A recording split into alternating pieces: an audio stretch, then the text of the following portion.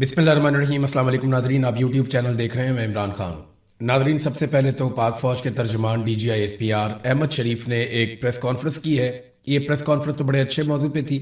India के साथ पाकिस्तान की गुज़िश्ता साल लड़ाई हुई, मार्का हक का भी उसे नाम दिया जाता है पाकिस्तान की जानिब से।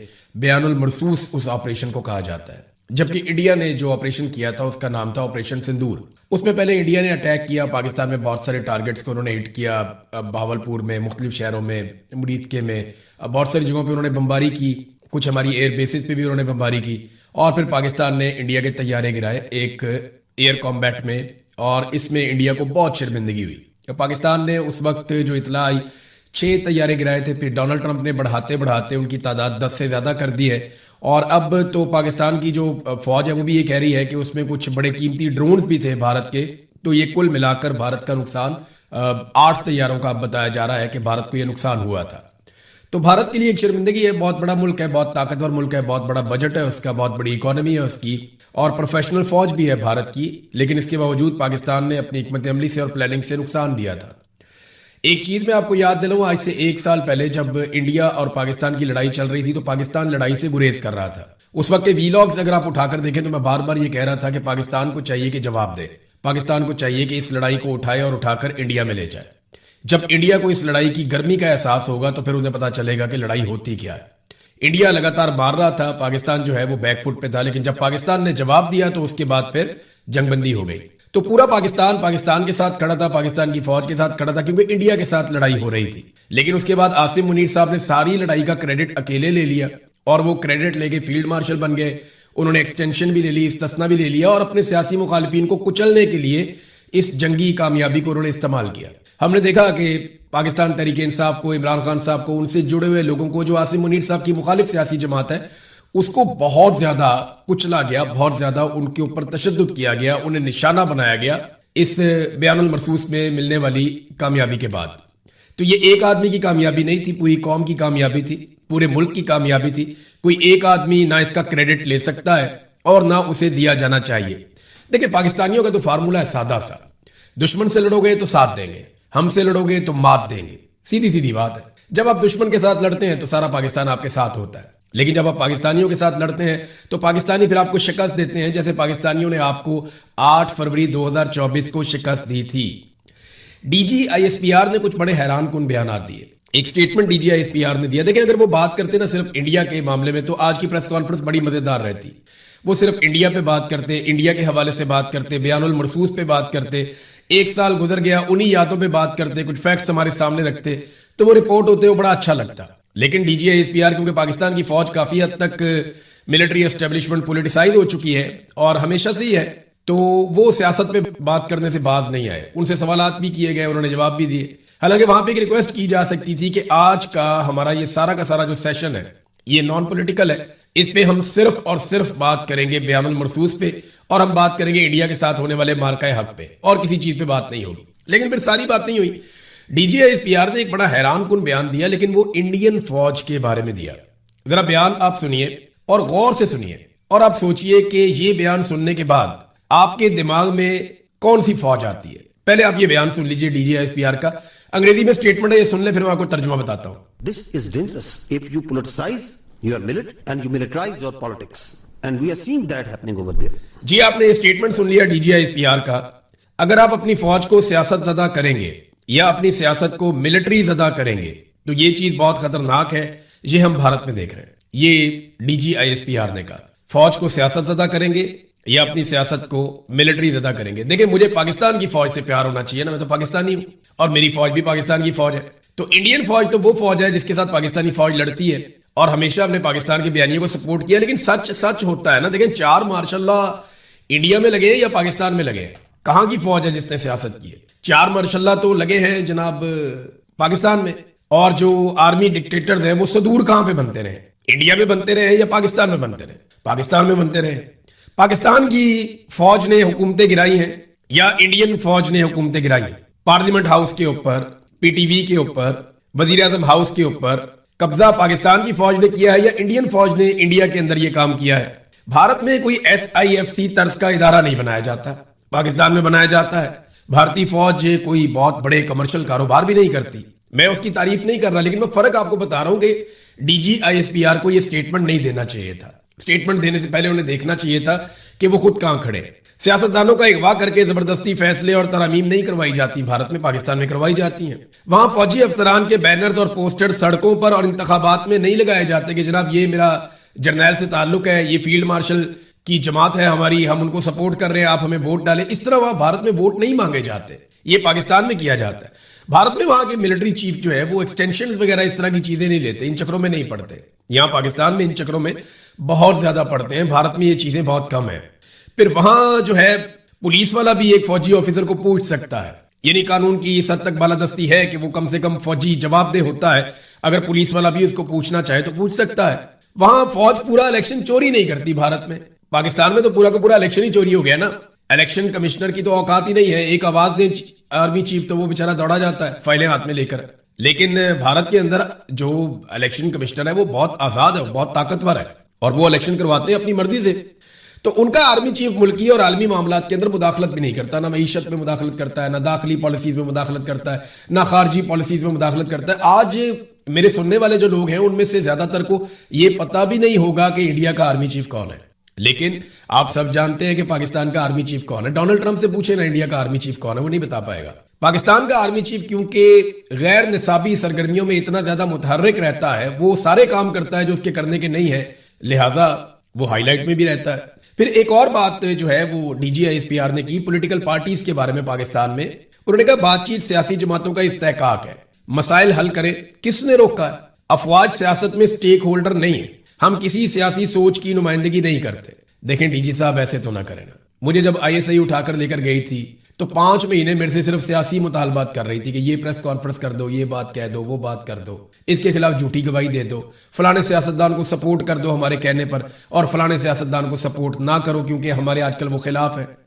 تو آئی ایس آئی تو 5 مہینے سیاست ہی کر رہی تھی. اور کیا کر رہی تھی جب میں ان کی جبری طور پہ گمشدگی کے دوران میں ان کی حراست میں تھا؟ وہ یہی کام کر رہے تھے. آپ نے خود ایک سیاسی جماعت کو انتشاری قرار دیا, اس کے لیڈر کو ذہنی مریض قرار دیا, اور آپ نے یہ بھی کہا کہ انتشاریوں کے ساتھ کوئی بات چیت نہیں ہو سکتی. کئی گھنٹے کی پریس کانفرنس آپ نے ایک پولیٹیکل پارٹی کے خلاف کی, پھر آپ کہتے ہیں فوج کا سیاست سے کوئی تعلق نہیں ہے. یہ اس صدی کا سب سے بڑا جھوٹ ہے جو D G I S P R بولتے ہیں. یعنی سیاستدان خود بیچارے کہتے رہے ہیں. 2024 میں جب مذاکرات ہو رہے تھے وہ کہتے تھے ہمارے بس میں کچھ نہیں ہے, ہم پی ایم ایل این والوں سے, پیپلز پارٹی والوں سے بات کرتے ہیں, وہ ہاتھ کھڑے کر دیتے ہیں. آپ کہہ رہے ہیں آپ کا سیاست میں کردار کوئی نہیں ہے. خواجہ آصف جو آپ کا وزیر دفاع, آپ کا باس ہے, آپ کے باس کا بھی باس ہے, وہ کہتا ہے جی پاکستان میں ہائیبرڈ سسٹم چل رہا ہے, دوگلا نظام, یہاں پہ فوج حکومت خود کر رہی ہے ہمارے ساتھ مل کر. آپ کے باس کا باس یہ کہتا ہے کہ فوج سیاست میں ہے, اور آپ یہ کہتے ہیں فوج سیاست میں نہیں ہے.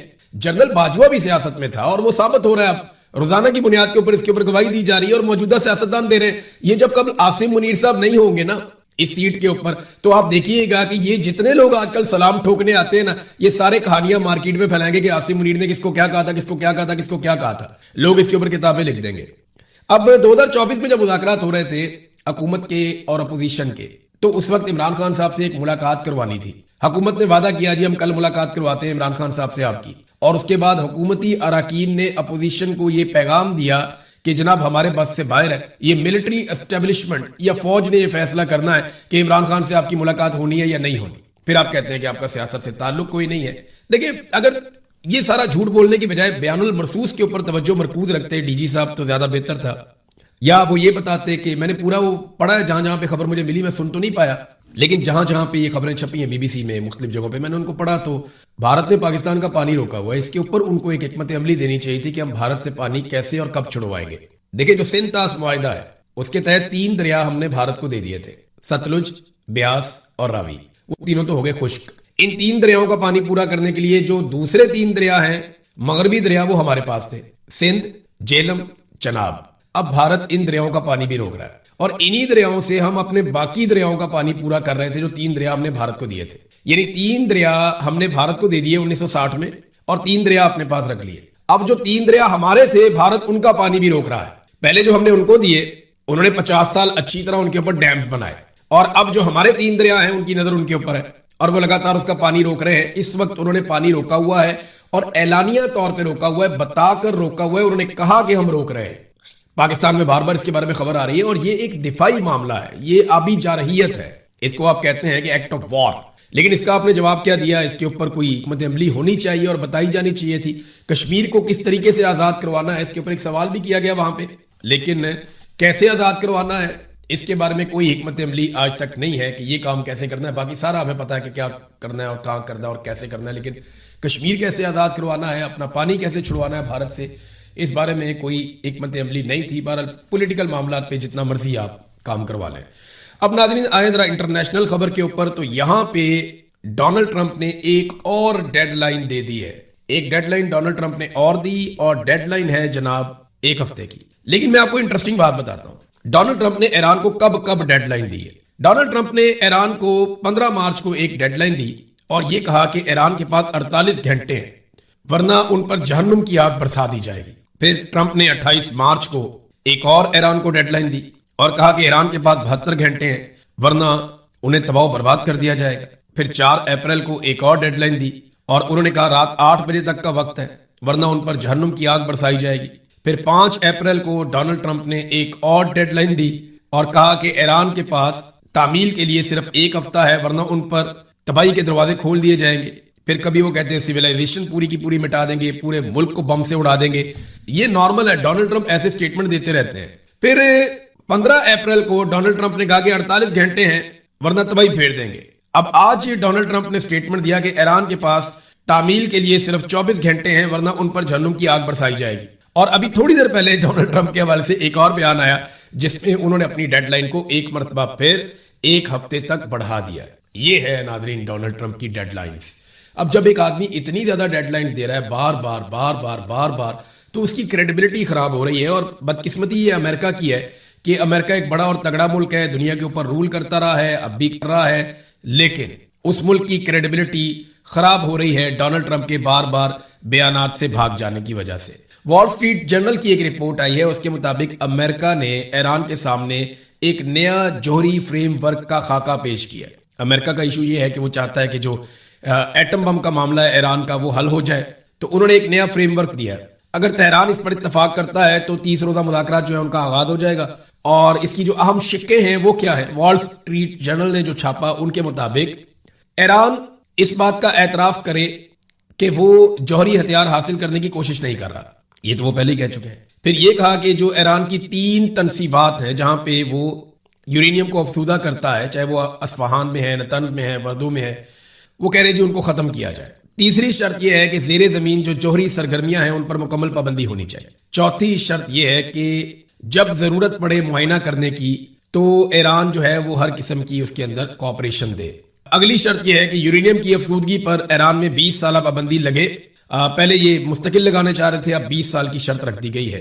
اور ایک آخری شرط اس میں یہ ہے یورینیم کے حوالے سے کہ جو افسودہ شدہ یورینیم ہے اس کے تمام ذخائر منتقل کر دیے جائیں ایران سے باہر. اب یہ شرائط امریکہ نے رکھی ہیں. آپ نے ہرمز کو دوبارہ کھولنا اور امریکی ناکہ بندی میں نرمی بھی اس کے اندر ایک چیز شامل ہے. اور ساتھ انہوں نے کہا جی پابندیوں کا ہم خاتمہ کریں گے ایران کی کارکردگی کی بنیاد کے اوپر کہ اگر ایران اچھا کام کرے گا تو پابندیاں ہم ختم کر دیں گے، ادروائز پھر ہم ختم نہیں کریں گے. اب عالمی سطح کے اوپر جتنے بھی ایکسپرٹس ہیں وہ سارے ایک ہی بات کر رہے ہیں اور بار یہی بات کر رہے ہیں. برطانیہ کے سابق نیوی چیف ہیں، انہوں نے بھی یہ بات کی ہے. جتنے ایکسپرٹ ہیں ان سب کا کہنا ہے کہ اگر دفاعی نقطہ نظر سے دیکھا جائے تو ایران بہت کم امکان ہے کہ آبنۂ ہرمز کو چھوڑ دے گا یا اس کا کنٹرول چھوڑ دے گا. یعنی ایران بے وقوف ہوگا اگر آبنۂ ہرمز کا کنٹرول چھوڑ دے گا. وجہ یہ ہے کہ اس کے ہاتھ میں ایک ایسی سونے کی چڑیا آ گئی ہے جس سے نہ صرف وہ اپنی معیشت کھڑی کر سکتا ہے بلکہ دفاعی نقطہ نظر سے اس کو اس کا بہت فائدہ ہے. اور یہ ایران کے لیے ایک طرح سے سیکیورٹی کی ضمانت بن گئی ہے. یہ ان کی ایک اسٹریٹجک ایک بہت بڑی کامیابی ہے. تو آبنۂ ہرمز کو کبھی نہیں چھوڑے گا، یہ اس کی قومی سلامتی کے ساتھ جڑ گئی ہے. جنگ شروع کرتے وقت کسی کو اس بات کا اندازہ نہیں تھا کہ ایران آبنۂ ہرمز سے قابو کر لے گا پورے نظام کو، لیکن ایران کو یہ موقع ملا اور امریکہ نے اسے یہ موقع دیا اور انہوں نے یہ قابو کر لیا. اب برطانیہ کی انٹیلیجنس آفیسر ہیں اور جیو پولیٹیکل ماہر ہیں ایلسٹر کروک، انہوں نے ایک سٹیٹمنٹ دیا. انہوں نے کہا جی ایران نے امریکہ کو اپنی شرائط پر نیا معاہدہ قبول کرنے کے لیے 30 دن کی مہلت دے دی ہے. یعنی ایک ڈیڈ لائن ایران نے بھی دی ہے ڈونلڈ ٹرمپ کو کہ آپ کے بعد 30 دن ہے، اب آرام سے فیصلہ کر لیں، ہماری شرائط فلاں فلاں ہے. اب یہ بہت تیزی سے پوری صورتحال بدل رہی ہے. ایران ڈونلڈ ٹرمپ سے مکمل طور پر ہتھیار ڈالنے کا مطالبہ کر رہا ہے. ایسی بات جسے ٹرمپ کا شعور جو ہے وہ سمجھنے سے ہی قاصر ہے. ٹرمپ کبھی بھی یہ نہیں کرے گا. ٹرمپ بھی ہتھیار نہیں ڈال سکتا، ایران بھی ہتھیار نہیں ڈال سکتا. یہاں کو بیچ کا راستہ ڈھونڈنا پڑے گا. ईरान ने यह नतीजा अखज किया है कि एक नया फौजी हमला सर पर है और इसके लिए मुकम्मल तैयारी उन्होंने कर ली है। ट्रंप ने प्यूटन के साथ हालिया टेलीफोनिक गुफ्तगू के दौरान प्यूटन ने ट्रंप को बताया कि अगर ईरान के खिलाफ फौजी कार्रवाइयां दोबारा शुरू हुई तो ईरान सूरत-ए-हाल को बहुत बड़े पैमाने पर बिगाड़ देगा। इससे हर कोई जंग की लपेट में आ जाएगा और आलमी मईशत में अफरा तफरी फैल जाएगी। प्यूटन ने यह भी कहा कि अगर ईरान पर हमला हुआ तो जंग में नए अनासिर सामने आएंगे। अच्छा, ये अब रशिया ने अमेरिका को बताया, प्यूटन ने ट्रंप को बताया कि ईरान इस जंग को इतना फैला देगा और इतना रायता फैल जाएगा कि फिर किसी से कंट्रोल नहीं होगा। अब अगर आपने ईरान के ऊपर अटैक किया तो उसने जो तैयारी की है वो बड़ी खौफनाक है। वो बहुत सारे मुल्कों के ऊपर एक साथ अटैक करेगा और पूरे खित्ते में आग लग जाएगी और पूरी दुनिया इससे मुतासिर होगी। चीन ने भी जो है वो अमरीकी पाबंदियों को मानने से इनकार किया, बल्कि चाइना ने जो ईरानी तेल के ऊपर अमेरिका ने पाबंदी लगाई, उन्होंने बाकायदा ये कहा कि आप दुगना खरीदें और ज्यादा वो काम करें, क्योंकि यकतरफा तौर पे अमेरिका की पाबंदियों को चाइना कबूल नहीं करता। और ये लड़ाई शुरू की हुई और हालात खराब किया हुआ ये सब अमेरिका की वजह से।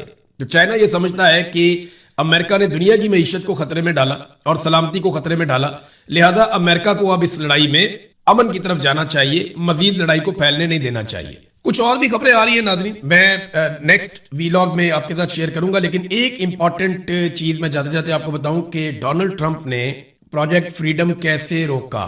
ये एक बड़ी खबर है और इसमें एक बहुत बड़ी चीज अब सामने आई कि डोनाल्ड ट्रंप ने तो कहा था कि हम प्रोजेक्ट फ्रीडम लेकर आ रहे हैं और सारे जहाजों को निकालेंगे। एक तो वो कामयाब नहीं हो पाया, लेकिन उसने दोबारा कामयाब होने की कोशिश भी नहीं की, उसने दोबारा जोर भी नहीं लगाया। याद है मैंने आपको बताया था कि एक रात बहुत सारे तैयारे उड़े और बड़ी एक्टिविटी थी हवा में, और अगली रात बिल्कुल खामोशी थी और किसी किस्म की कोई एक्टिविटी नहीं थी।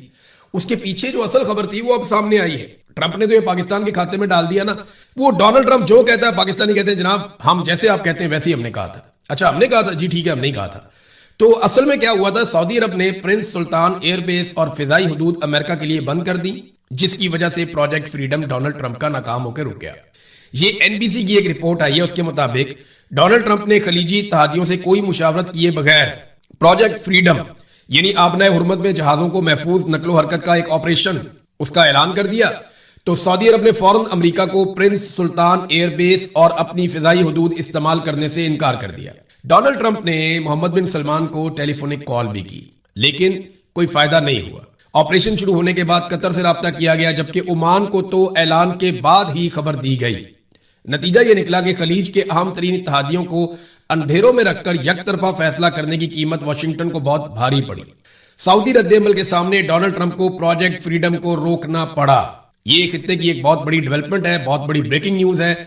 एक तरफ यूएई जो इसराइल और अमेरिका के साथ मिलकर ईरान के खिलाफ सख्त फौजी इक़दाम को बढ़ावा दे रहा है, वहीं सऊदी अरब ने मुमकिना फौजी कार्रवाई का रास्ता रोका है। ये यूएई और सऊदी अरब के बिल्कुल मुख्तलिफ खारजा पॉलिसी को भी जाहिर कर रहा है। तो नादरीन, इस खबर से आप बहुत सारा कुछ समझ सकते हैं। फ्यूचर में हम इस पे बात करेंगे। अब तक के लिए इतना ही, अपना ख्याल रखिएगा, अपने इस चैनल का भी। अल्लाह हाफिज।